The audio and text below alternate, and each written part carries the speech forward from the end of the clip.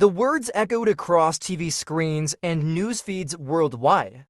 Grainy footage showed McGregor being led away in handcuffs, his face tight with anger. For many, it wasn't even surprising anymore. For some, it was just another chapter in McGregor's long history of controversy. For others, it felt like the final straw. This isn't the first time the former UFC champion has made headlines outside the octagon. In recent years, his name has been tied to bar fights, lawsuits, and now accusations of infidelity. The fighter who once inspired millions is now making waves for all the wrong reasons. It's hard to believe this is the same man who once stood on the UFC stage draped in championship belts, said, "We're not here to take part, we're here to take over." Back then, the world cheered. Today, those cheers have turned into sighs of disappointment. So how did we get here? How did the king of combat sports lose control of his kingdom? This is the story of Conor McGregor's rise to glory, his chaotic downfall, and the question that haunts fans everywhere. Can he ever redeem himself? But before the scandals, before the lawsuits and late-night altercations, there was a hungry young man from Dublin with nothing but a dream. Born on July 14, 1988, Conor Anthony McGregor grew up in a working-class neighborhood, far from the lights of Las Vegas or the roar of UFC arenas. As a kid, he showed flashes of raw determination, but life wasn't easy. Plumbing jobs paid the bills, but they couldn't silence the fire in his chest. At 18, he walked into Dublin's Straight Blast gym and never looked back. Every punch, every kick, every drop of sweat fueled a singular mission: to become the greatest fighter in the world. By 2008, McGregor began tearing through the cage warrior circuit, his aggressive style leaving opponents flat on the mat and fans on their feet. His confidence was magnetic, his knockouts were brutal, and soon the UFC came calling. In 2013, McGregor made his debut on the big stage, and the MMA world would never be the same. A first-round knockout of Marcus Brimage announced his arrival. 2 years later, he cemented his legend with a 13-second demolition of Jose Aldo at UFC 194, claiming the featherweight title in record time. Then came history in 2016. McGregor dismantled Eddie Alvarez at UFC 205 to become the first fighter in UFC history to hold belts into divisions simultaneously.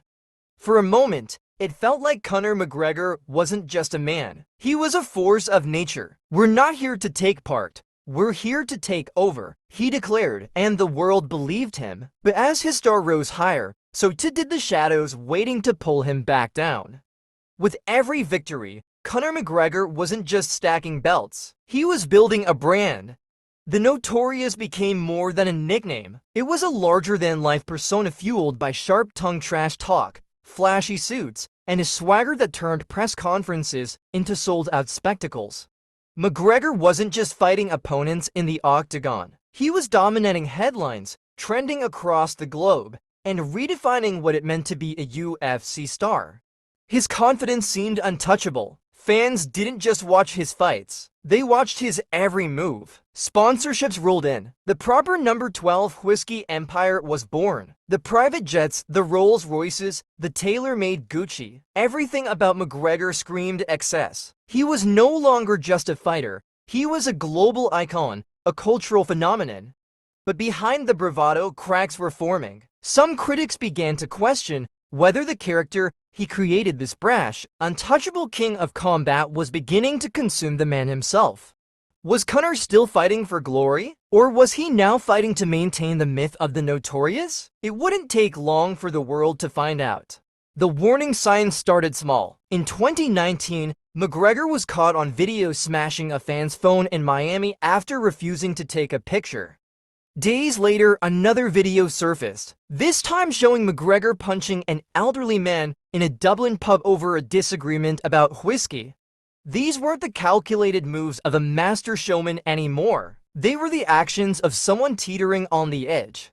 Fans who once adored his confidence began whispering a different word: arrogance. The media frenzy only fueled the fire. Headlines painted McGregor as a man out of control, while critics wondered if his obsession with wealth and fame had dulled the fighter's focus. Inside the octagon, his dominance began to waver. Losses piled up. His trash talk, once clever and surgical, now felt desperate, like a man clinging to an old identity that no longer fit. "This isn't the Conor we knew," fans muttered online. What happened to the hungry kid from Dublin? The cracks were no longer hidden. They were splitting wide open for the world to see. But no one was prepared for what would happen next. April 2018. The UFC world watched in shock as chaos erupted in Brooklyn. Conor McGregor, enraged over a heated rivalry with Khabib Nurmagomedov, stormed into the Barclays Center with his entourage. In a moment that would go down in MMA infamy, he thrown a metal dolly through the window of a bus carrying UFC fighters. Glass shattered. Fighters were injured. 2 bouts were cancelled on the spot. This wasn't trash talk. This wasn't hype. This was a meltdown. The footage spread like wildfire across social media. Some fans called it a publicity stunt gone wrong. Others said it was the moment McGregor's carefully crafted empire began to crack. The fallout was swift. McGregor was arrested and charged with assault and criminal mischief. The UFC condemned his actions, and his reputation as a calculated, fearless fighter started to morph into something else entirely. Reckless, dangerous, unpredictable. For years, McGregor had built his career on bending the rules and walking the fine line between confidence and chaos. But this time, he'd crossed it, and the damage was irreversible. And yet, the worst was still to come. The octagon, once McGregor's kingdom, became the stage for his unraveling. In October 2018, he stepped into the cage to face Khabib Nurmagomedov at UFC 229. The buildup had been toxic. McGregor's trash talk crossed every line, targeting Khabib's family, culture, and religion. Fans expected fireworks, but what they got was humiliation. Khabib dominated the fight, forcing McGregor to tap out in the 4th round. It wasn't just a loss. It was a public dismantling of his aura of invincibility. And when Khabib vaulted the cage to attack McGregor's team in the aftermath, the chaos symbolized how far things had spun out of control. But the downward spiral didn't stop there. In July 2021, McGregor faced Dustin Poirier at UFC 264. Midway through the fight, disaster struck. McGregor's leg snapped in a freak accident, leaving him crumpled on the mat. As doctors tended to him, cameras caught him screaming insults at Poirier and his family. For fans watching, it was a gut punch. This wasn't the warrior they admired. This was a man lashing out, broken in more ways than one. Outside the octagon, things grew darker. Lawsuits, arrests, nightclub brawls. The headlines were relentless, painting McGregor not as a champion, but as a cautionary tale of fame gone wrong. And yet, through it all, McGregor acted as if nothing had changed, posting photos of yachts, watches, and whiskey bottles as though the world couldn't see the cracks in his empire. But the world saw everything. By 2025, Conor McGregor's name was no longer synonymous with glory. It was a magnet for scandal. In June, a video from inside an upscale Ibiza nightclub went viral. McGregor was caught on camera in a heated argument with another man. In seconds, words turned to violence. McGregor swung, dropping the man to the floor as stunned onlookers scrambled to pull him back. The footage spread like wildfire. Social media erupted, not with support, but with outrage. "This guy's a menace. He's not a fighter anymore. He's a thug. I miss the old Conor." For years, McGregor's loyal fanbase had defended him through controversies, insisting he was still the warrior they'd fallen in love with. But this time, something felt different. Even in his home country of Ireland, murals celebrating his legacy were painted over. Brands that once lined up to work with him began quietly backing away. McGregor didn't help his case. Instead of issuing an apology, he doubled down. The legend of the Notorious was fading fast.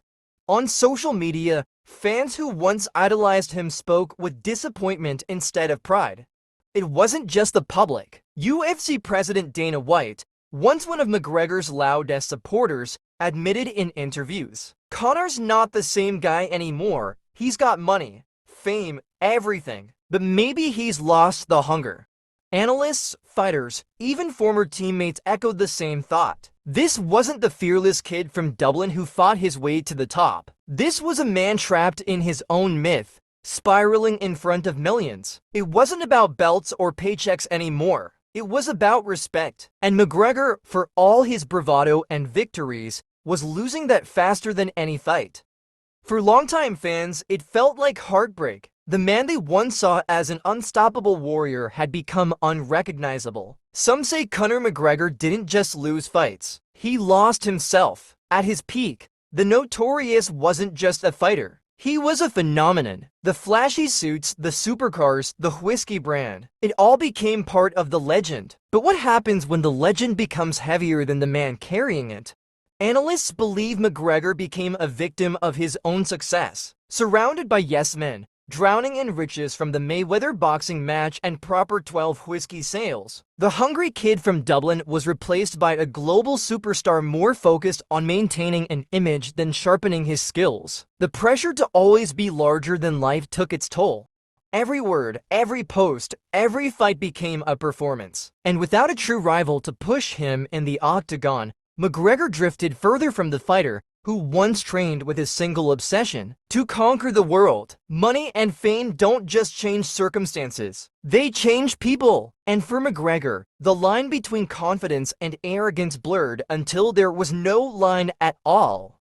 Conor McGregor could still walk back into the UFC tomorrow. He could still sign million-dollar contracts, headline pay-per-views, and flood Instagram with his trademark bravado. But there's one thing he may never reclaim: respect. Respect isn't bought with flashy knockouts or whiskey sales. It isn't measured in bank accounts or social media followers. It's earned through discipline, humility, and the ability to rise when the world expects you to stay down. For millions of fans, McGregor wasn't just a fighter. He was a symbol, a reminder that with enough grit, even a plumber's apprentice from Dublin could conquer the world. But today, that image is gone, replaced by one of a man consumed by his own fame. The question now isn't whether Conor McGregor can fight again. It's whether he can redeem himself. Not in the octagon, but in the hearts of those who once believed in him. Because titles can be won back, money can be made again, but a legacy, once it's gone, it's almost impossible to rebuild. So is this the tragic end of the Notorious, or is there still one last fight left? Not against an opponent, but against the man in the mirror?